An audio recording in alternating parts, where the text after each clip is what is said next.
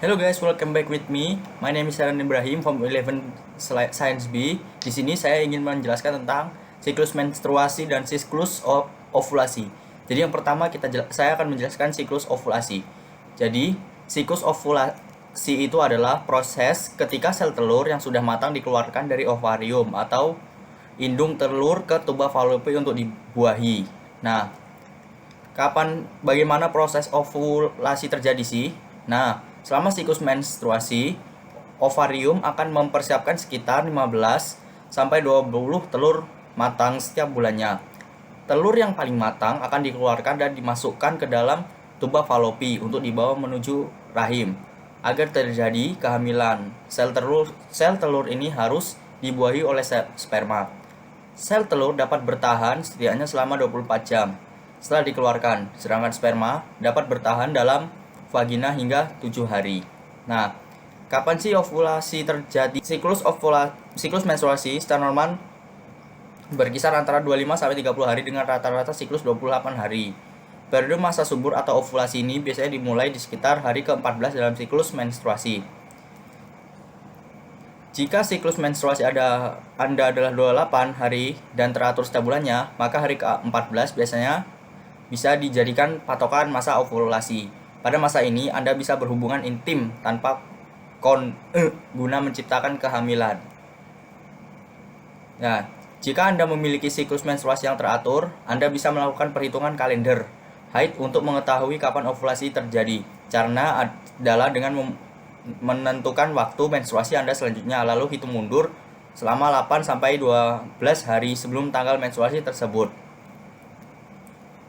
Nah, kalian tahu nggak sih apa aja tanda-tanda ovulasi? Jadi yang pertama, suhu basal tubuh.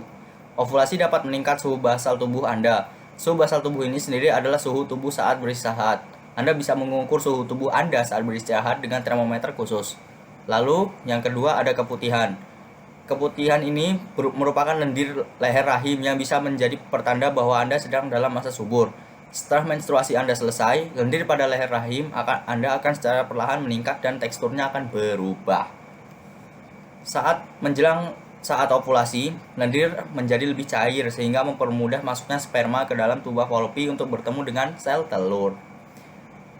Yang ketiga, peningkatan gairah seksual. Pada saat ovulasi, wanita lebih bergairah untuk melakukan hubungan seks. Bahkan sebuah studi mengungkapkan bahwa pada masa ovulasi, sebagian wanita merasa dirinya lebih menarik dibandingkan hari-hari biasanya. Sakit bagian perut. Nah, mungkin para wanita sering merasakan ini saat menstruasi saat ovulasi. Hari ini mengapa hal tersebut terjadi?